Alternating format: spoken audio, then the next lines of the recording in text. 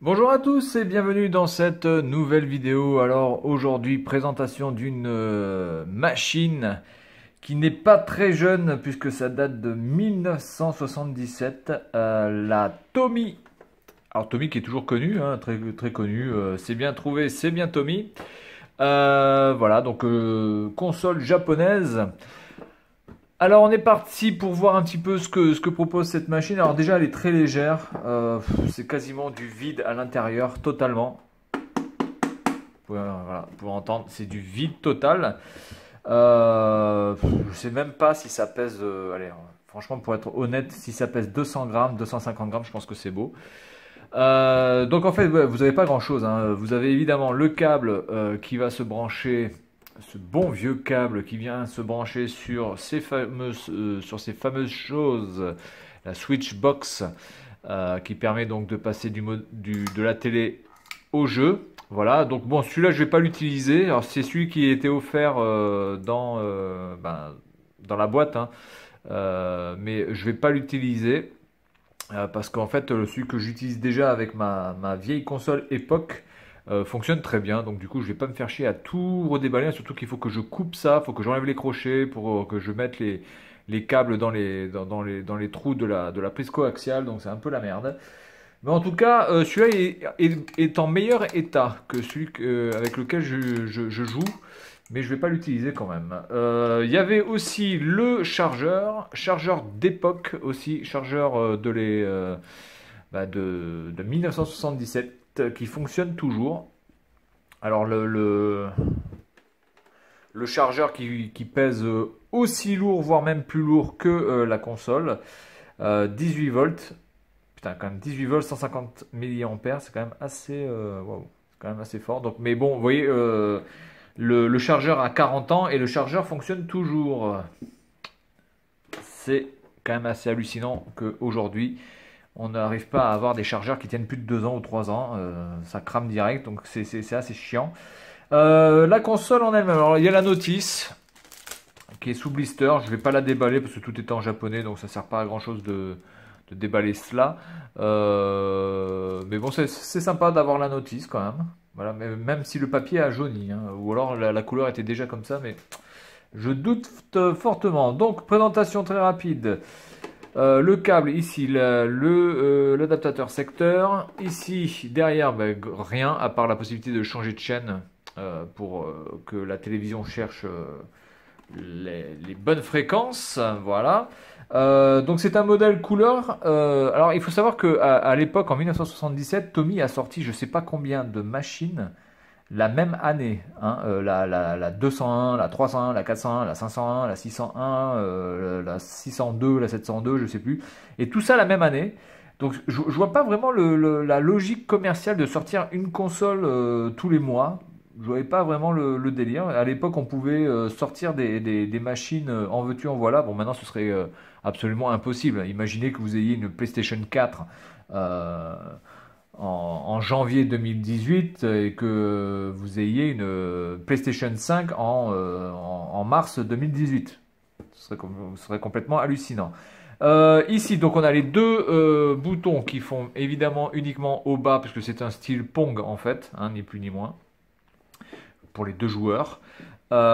Ici, vous avez le bouton pour reset, donc pour revenir à zéro. Vous avez le bouton pour choisir le jeu. Alors, vous avez le foot, le tennis et le squash. Le foot, vous avez en fait une sorte de petite barrière qui bouge automatiquement avec trois petits plots, une sorte de défense en fait. Et vous êtes derrière avec vos palettes qui bougeaient de haut en bas. Le tennis, bah, c'est le Pong, ni plus ni moins. Et le squash, eh bien c'est un Pong mais contre un mur tout seul. Voilà. Et on peut jouer à deux. Alors on peut jouer à deux évidemment au football et au tennis. Pour le squash, c'est chacun son tour. On ne peut pas jouer à deux au squash en même temps. C'est chacun son tour. Le premier commence. Quand il a perdu, c'est au deuxième de jouer. Donc ici on choisit le nombre de joueurs. Et ici on met en route, ni plus ni moins. Et à chaque fois que vous appuyez, vous choisissez un jeu. Alors évidemment, il n'y a aucune diode. Il n'y a aucune diode pour dire que la console est sous tension. Il n'y a aucune diode pour dire quel jeu est sélectionné. Donc tout se fait à l'écran. Voilà, donc maintenant on va passer au petit test. Donc évidemment, ça va être une capture un petit peu, voilà, ça va être une capture directement sur la télévision. Ça va pas être terrible, mais il n'y a pas d'autre solution. Allez, à tout de suite.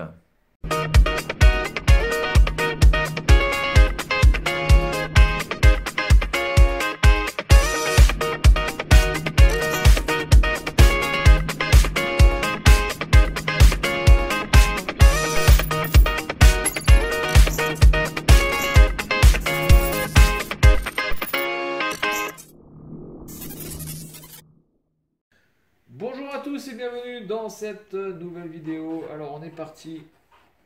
Alors pour jouer à cette console Tommy TV Fun 601. Alors déjà première chose, là je suis en mode un joueur, mais en fait il n'y a pas d'intelligence artificielle du tout. La seule intelligence artificielle qu'il y a là, sur ce jeu, qui est le jeu de football, c'est les trois carrés qui bougent de haut en bas. Voilà, donc ça c'est l'ordinateur qui le gère. Par contre, là je vais jouer tout seul, du coup. Hop, voilà. Et en fait, les mouvements à droite sont complètement parallèles avec les mouvements à gauche. Donc c'est-à-dire que l'ordinateur ne va pas lui-même chercher le ballon. C'est à moi d'aller chercher le ballon et à droite et à gauche. Ce qui est complètement con, puisque si vous voulez gagner, ben, vous avez juste à sortir du but. Voilà, vous sortez du but et vous êtes à chaque fois obligé de marquer un point. Voilà. Hop, je sors. Voilà. Bon, c'est complètement débile. Ça n'a strictement aucun intérêt. Voilà. Bon. Donc ça, voilà pour le football. Ensuite, le bon vieux Pong. On va quand même remettre les scores à zéro quand même. Donc là, c'est la même chose. Hein. Gauche et droite sont parallèles. Voilà. C'est exactement le même mouvement. Donc évidemment, c'est une console qui, si vous jouez tout seul, ça n'a strictement aucun intérêt. Ça n'a vraiment aucun intérêt au niveau du challenge, puisque de toute façon, vous avez tout à fait la possibilité donc de faire bouger la raquette de droite, ah merde, où vous voulez. Et ensuite le squash. Putain, les couleurs sont quand même super dégueulasses. Le squash, alors le squash c'est en alternance, vous pouvez voir. Là c'est violet. Là, c'est orange, violet, orange, violet, orange. Voilà. Et donc, si vous avez envie de gagner des points à chaque fois, bah, vous avez juste à... Si je veux faire gagner le violet, par exemple, je fais comme ça. Voilà. Hop, là, je fais comme ça. Voilà. Donc, c'est complètement débile. Ça n'a strictement aucun intérêt. Je vois vraiment pas l'intérêt de faire une console à cette époque-là si t'as pas un minimum.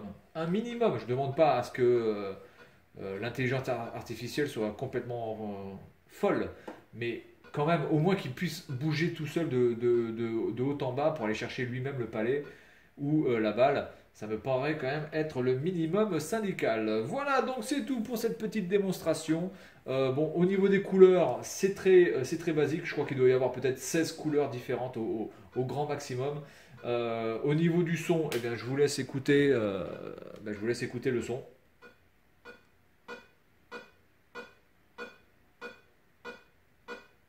Voilà, c'est magnifique. C'est du Mozart. Voilà, donc écoutez, console très sympathique, mais qui globalement, si vous ne jouez pas à deux personnes physiques sur ce jeu-là, ça n'a strictement aucun intérêt. Vous ne pouvez pas vous amuser tout seul sur ce type de machine.